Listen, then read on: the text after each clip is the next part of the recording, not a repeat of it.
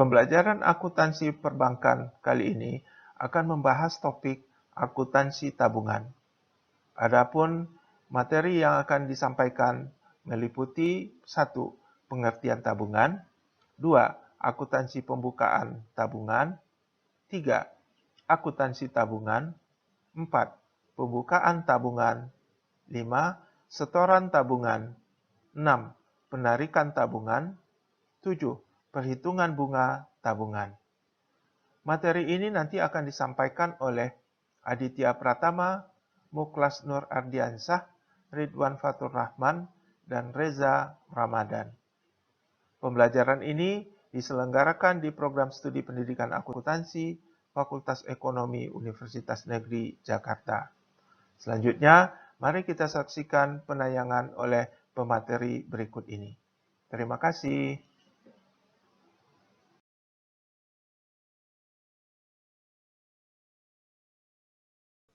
Ya, halo teman-teman semuanya. Assalamualaikum warahmatullahi wabarakatuh. Nah, pada hari ini kita akan belajar nih mengenai akuntansi tabungan. Bisa di next.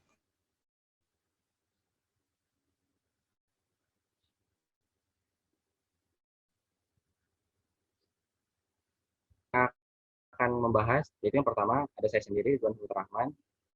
Selanjutnya ada Muklas Nur Ardiansah. Dan selanjutnya ada Reza Ramadan. Dan juga ada Aditya Pratama.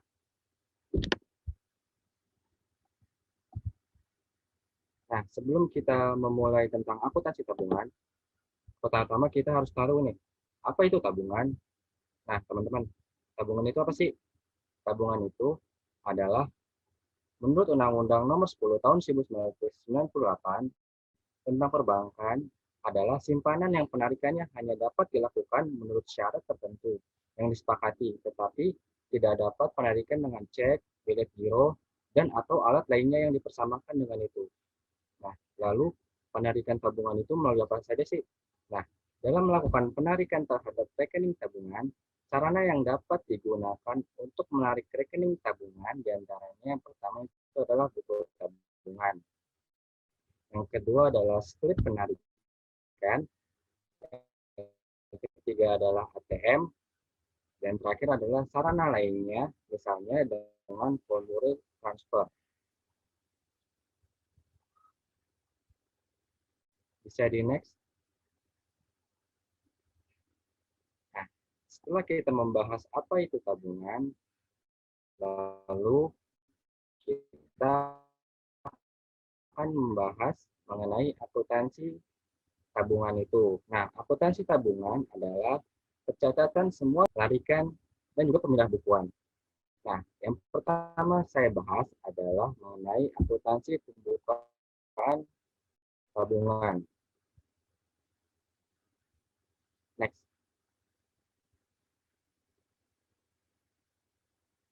Nah, di dalam akuntansi pembukaan tabungan, di sini ada ilustrasinya nih teman-teman. Nah, ilustrasinya adalah pada tanggal 6 Mei 2006, Ira membuka sebesar 1 juta rupiah. Nah, bagaimana sih jurnalnya? Jurnal yang dibuat oleh Bank Bima Surabaya, yaitu kas pada tabungan Ira. Kenapa kas pada tabungan Ira? Karena Bank Bima Surabaya mendapatkan uang tunai, setoran tunai sebesar 1 juta rupiah dari Ira. Dari itu, Bank mendapatkan 1 juta rupiah di dalam jurnalnya dan mengkreditkan tabungan Ira. Nah, itu adalah merupakan contoh akuntansi pembukaan tabungan. Nah, teman-teman udah pada tahu kan gimana caranya menjurnal pembukaan tabungan itu? Oke, selanjutnya kita akan membahas tentang topik selanjutnya.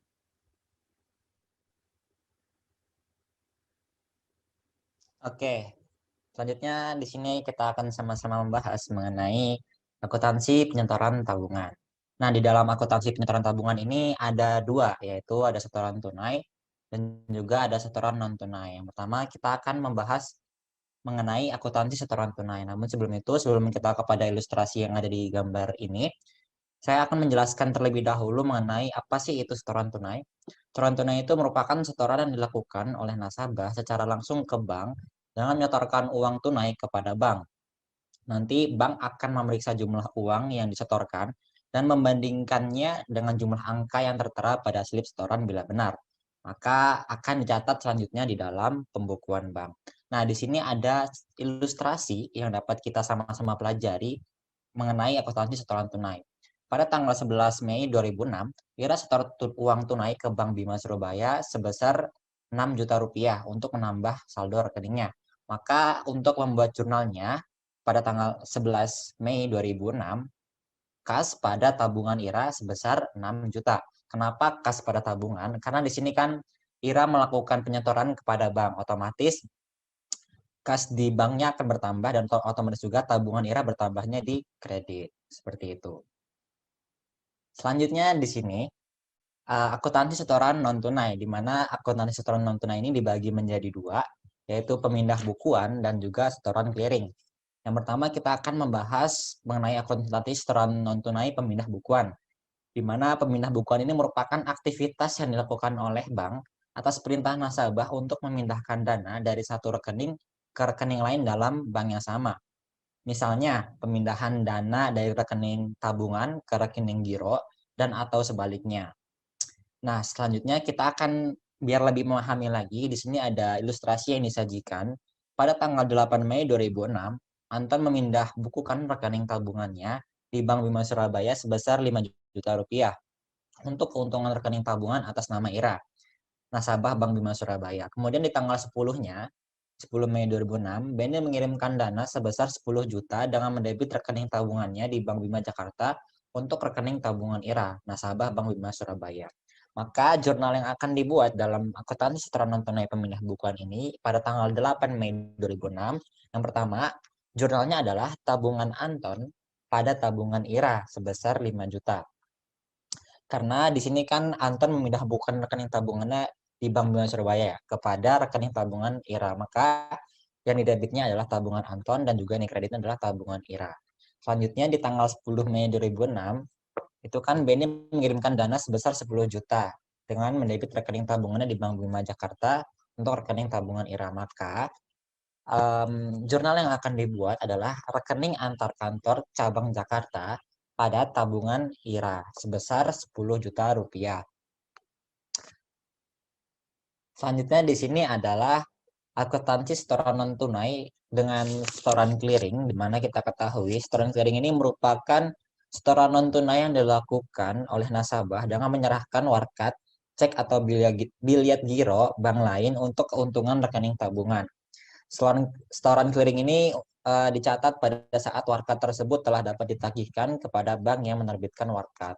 Maka di sini ada ilustrasi yang dapat kita perhatikan bersama-sama untuk kita memahami lebih lanjut lagi mengenai akuntansi setoran non tunai setoran clearing, yaitu pada tanggal 11 Mei 2006, Ira setor biliat giro yang diterbitkan oleh Bank Mandiri Surabaya senilai 10 juta dan hasilnya akan dikreditkan ke rekening tabungan atas nama Ira di Bank Bima Surabaya. Lalu bagaimana sih kita melakukan penjurnalannya? Seperti yang tertera di dalam slide ini, di tanggal 11 Mei 2006, kita membuat jurnal rekening perantara clearing sebesar 10 juta. Lalu, di kreditnya adalah rekening perantara sebesar 10 juta, dan kita membuat jurnal lagi, rekening perantara clearing giro pada Bank Indonesia dan juga tabungan Ira sebesar 10 juta. Selanjutnya, ada lagi ternyata untuk akuntansi setoran non tunai transfer masuk. Jadi transfer masuk ini merupakan kiriman uang dari nasabah yang berasal dari bank lain untuk keuntungan nasabah bank. Dengan adanya transfer masuk atas keuntungan rekening tabungan nasabah, maka rekening tabungan nasabah tentu saja akan bertambah. Ilustrasinya adalah pada tanggal 11 Mei 2006, terdapat transfer masuk atau kiriman uang dari Bank Niaga Surabaya untuk keuntungan nasabah tabungan Ira di Bank Bima Surabaya sebesar 10 juta. Maka jurnal yang dibuat adalah giro pada Bank Indonesia sebesar 10 juta dan juga tabungan Ira. Selanjutnya akan disampaikan oleh rekan saya. Nah, teman-teman, pada saat kita menabung, kita nggak cuma setor dan menyimpan jumlah tabungan aja kan, kita pasti akan menarik uang yang ada di tabungan tersebut. Nah, pada saat kita melakukan penarikan tersebut, nggak cuma kita aja yang akan mencatat seberapa banyak uang yang keluar, tapi bank juga harus mencatat atas transaksi penarikan tersebut. Nah, penarikan tabungan di sini merupakan sebuah pengambilan dana yang dilakukan oleh nasabah. Bank juga memiliki kebijakan atas penarikan tabungan ini, dan kebijakan tersebut berbeda antar tiap bank, baik dari jumlah uang yang ditarik maupun dari frekuensi berapa banyak uang tersebut ditarik, terutama dalam transaksi harian. Nah, dalam hal umumnya penarikan ini sebenarnya tidak dibatasi oleh bank, tetapi bank memiliki beberapa kebijakan di mana dalam hari itu kita sebagai nasabah tidak boleh menarik uang berdasarkan jumlah yang terlalu besar, karena bank pun memiliki sejumlah dana cadangan yang ada di bank tersebut. Next. Nah, di sini ada beberapa ilustrasi terkait bagaimana bank mencatat atas transaksi penarikan yang dilakukan oleh nasabah. Pada tanggal 11 Mei tahun 2006, Ira menarik tunai tabungannya di Bank Bima Surabaya sebesar 1.500.000. Yang kedua, pada tanggal 11 Mei 2006, Ira menarik tunai tabungannya via ATM sebesar 2.500.000. Nah, ada perbedaan nih. Kalau misalkan di ilustrasi yang pertama itu menarik tunai melalui buku tabungan, dan yang transaksi kedua itu menarik tunai melalui ATM.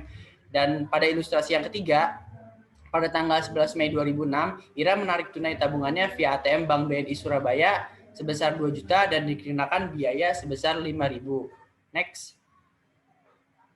Nah, dari ketiga transaksi tersebut, terdapat perbedaan yang signifikan antara masing-masing transaksi, dan bank juga memiliki kebijakan tersendiri atas transaksi tersebut, yang tentunya harus dicatat oleh bank berdasarkan transaksi harian yang dilakukan oleh nasabah. Untuk yang pertama, pada saat Ira menarik tabungannya berdasarkan tunai dan melalui buku tabungan, maka bank akan mendebit tabungan Ira sebesar 1.500.000 dan mengkreditkan sebesar 1.500.000 sebesar uang penarikan yang dikeluarkan oleh Ira.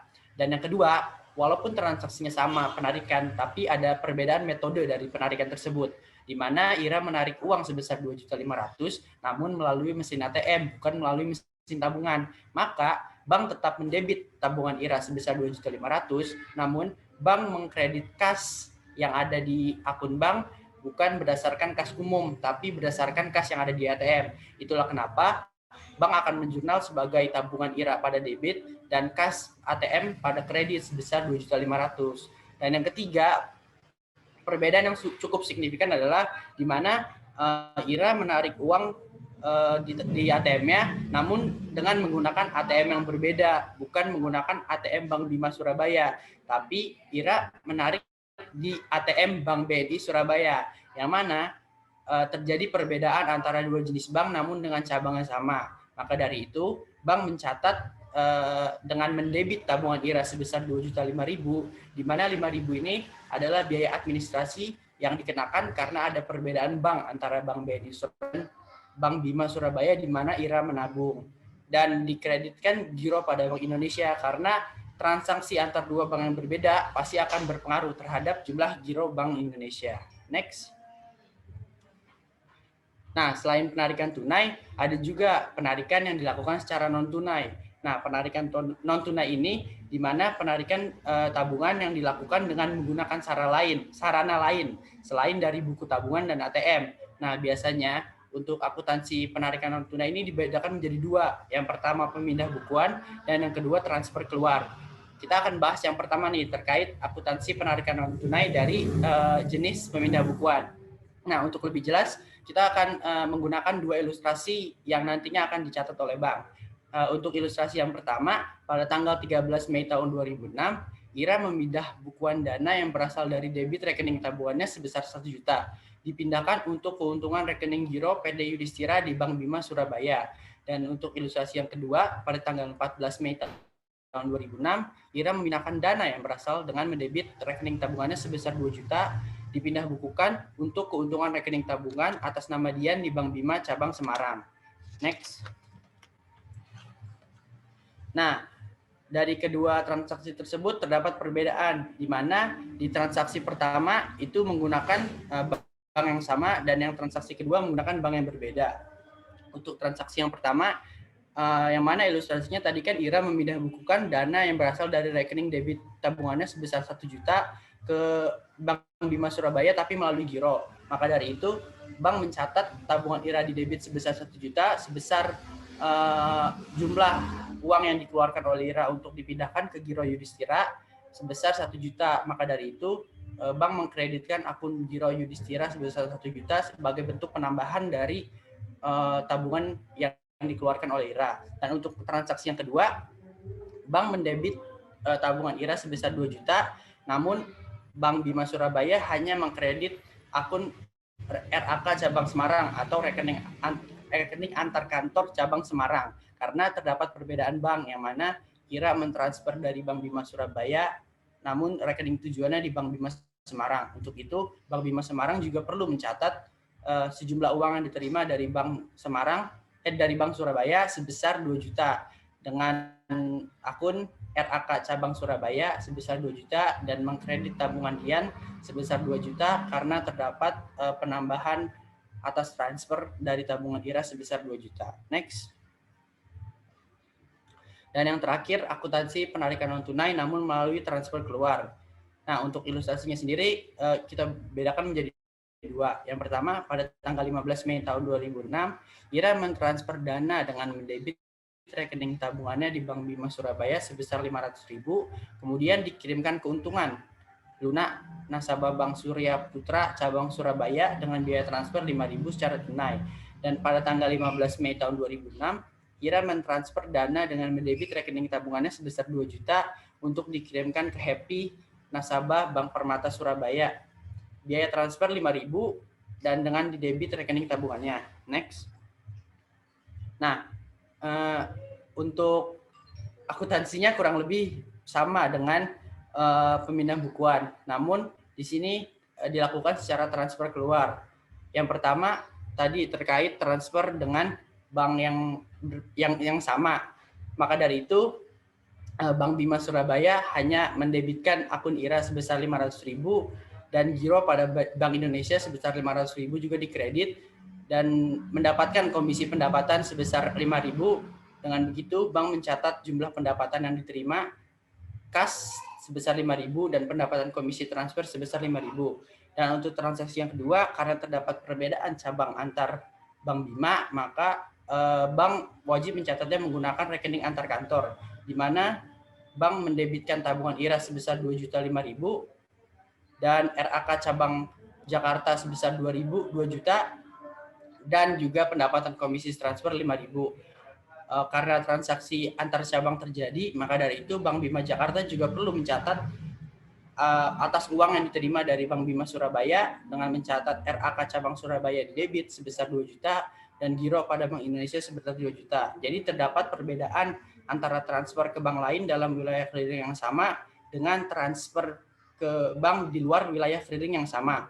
Bila transfer dilakukan dalam wilayah clearing yang sama, maka transfer tersebut akan berpengaruh pada akun di giro pada Bank Indonesia. Next.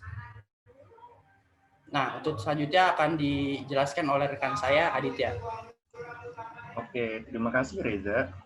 Nah, setelah teman-teman semuanya mengetahui tentang materi kita hari ini, yaitu berkaitan dengan tabungan, yang terakhir kita akan belajar tentang bunga tabungan, di mana bunga tabungan ini, di mana pemegang rekening tabungan akan mendapatkan imbalan berupa bunga, di mana bunga tabungan dapat dihitung dengan berbagai metode.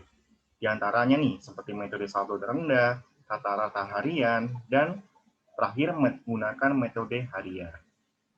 Selanjutnya,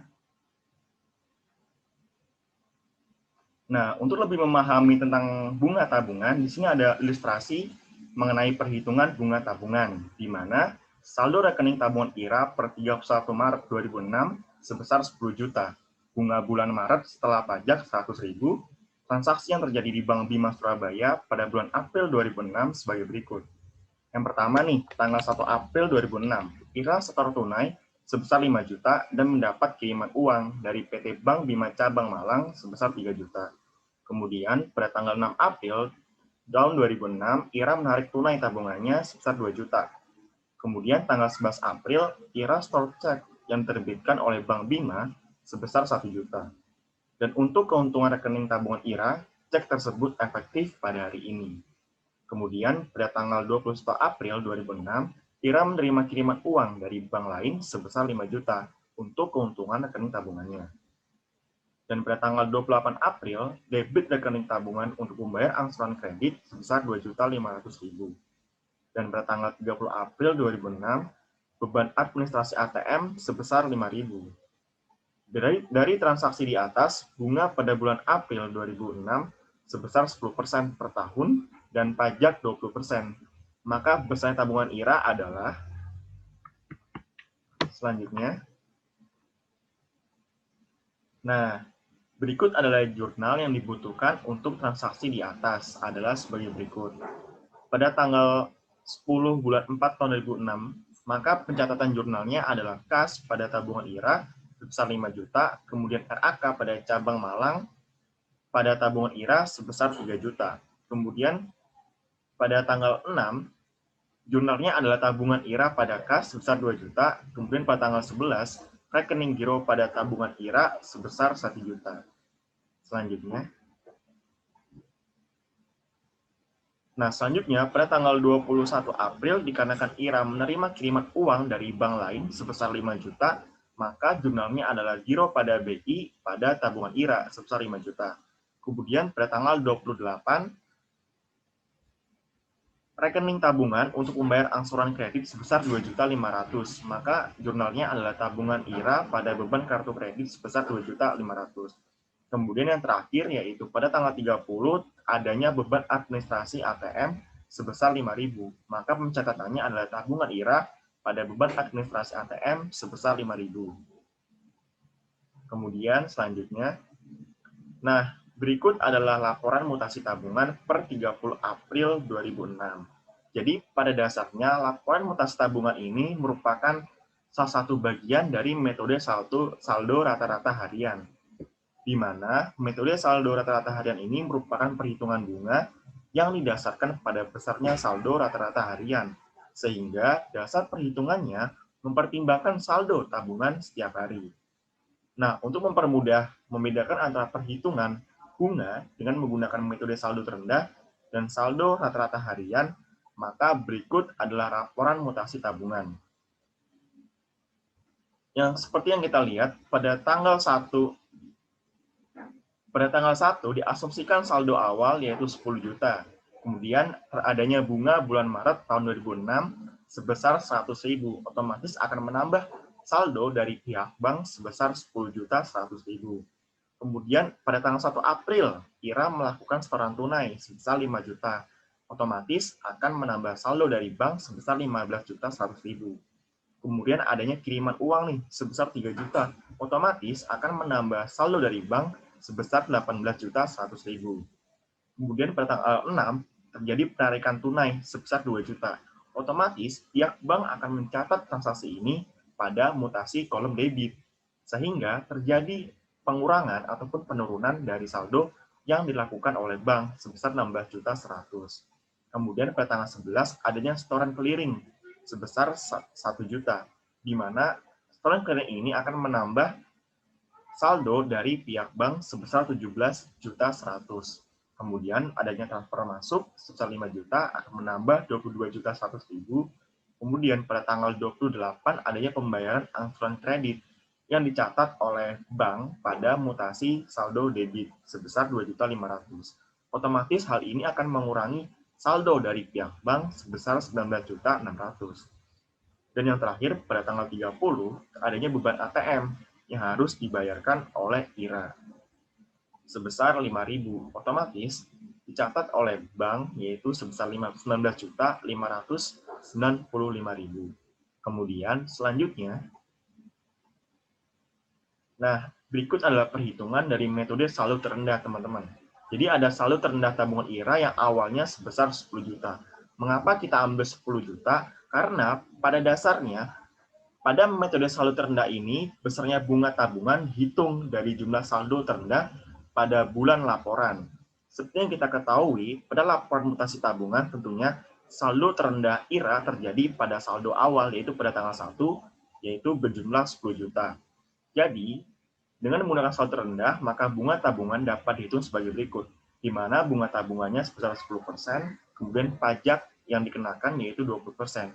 Jadi perhitungannya adalah bunga tabungan 10% dikali dengan 30 dibagi 365, di mana 30 ada jumlah hari pada bulan April, sedangkan 365 adalah jumlah hari pada 1 tahun. Kemudian dikalikan dengan saldo terendah pada tabungan IRA sejumlah 10 juta, sama dengan 82.192.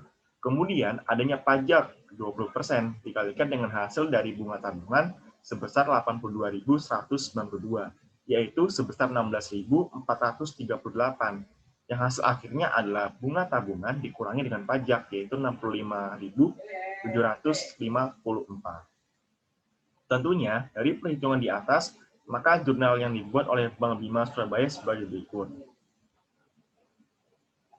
Nah, berikut adalah jurnal yang dibuat oleh Bank Bima Surabaya, di mana dalam hal ini bunga tabungan pada tabungan IRA sebesar 82.192. Kemudian, Bank Bima Surabaya juga mencatat jurnal yaitu tabungan IRA pada utang PPH karena adanya pajak sebesar 20% berjumlah 16.438. Kemudian selanjutnya, nah berikut adalah metode saldo harian. Tentunya metode saldo harian ini sangat berbeda dengan metode saldo rata-rata harian. Perhitungannya adalah sebagai berikut. Seperti yang telah saya jelaskan sebelumnya, jika metode saldo harian dan metode saldo rata-rata harian memang memiliki persamaan dalam beberapa aspek. Namun tentunya hal ini dapat memicu sebuah perbedaan, di mana yang kita lihat pada kolom sebelah kiri adanya tanggal 1 sampai 5, tanggal 6 sampai 10, 11 sampai 20, 21 sampai 27, kemudian 28 sampai 29 dan 30.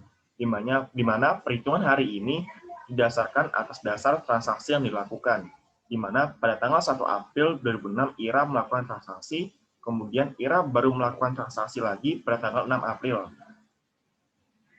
Oleh karena itu, adanya selisih 5 hari sebelum IRA melakukan transaksi, maka dicatat 5. Pada tanggal 6 sampai 10, 5 juga, tanggal 11 sampai 20, 10, tanggal 21 sampai 27 ada 7, kemudian tanggal 28 sampai 29 ada 2, dan yang terakhir tanggal 30 ada 1 hari. Kemudian selisih tersebut dikalikan dengan saldo yang ada pada laporan mutasi tabungan, di mana jumlahnya seperti yang ada dalam PPT nih, seperti 18.100.000, 16.100.000, 17.100.000, 22.100.000, 19.600.000, dan 19.595.000. Dan hasilnya dan total jumlah hari bulan April yaitu sebesar 555.495.000. Kemudian dibagi dengan 30. Maka saldo rata-rata hariannya yaitu 18.516.500. Nah, kemudian pada metode ini juga dikenakan bunga dan pajak, di mana bunganya itu seperti yang sebelumnya yaitu 10% dan pajaknya itu yaitu 20%. Di mana cara mencarinya pun sama, 10% dikalikan dengan 30 dibagi 365, kemudian dikalikan dengan saldo rata-rata harian, yaitu sebesar 18.516.500, yaitu 152.190. Kemudian hasil dari pajak yaitu sebesar 30.438. Maka bunga bersih yang diterima IRA sebesar 121.752. Tentunya bunga bersih ini akan berbeda dari jumlah dari metode saldo rata-rata harian. Selanjutnya. Nah, berikut adalah jurnal yang akan dibuat oleh Bank Bima Surabaya. Ada sedikit perbedaan di sini, yaitu pada tanggal 30 ini, di mana pada metode saldo harian, bunga tabungan akan dicatat sebagai beban bunga tabungan pada tabungan IRA senilai 152.190. Maaf, maksudnya adalah 127.533. Kemudian yang terakhir yaitu sama dengan pada metode saldo rata-rata harian yaitu tabungan IRA pada utang PPH, di mana nominalnya yaitu 30.438. Mungkin itu yang dapat kami presentasikan dari materi kami kali ini, yaitu berkaitan dengan tabungan dan pembahasan mengenai akuntansi tabungan. Sekian dari kami, kurang lebihnya mohon maaf. See you next time. Wassalamualaikum warahmatullahi wabarakatuh.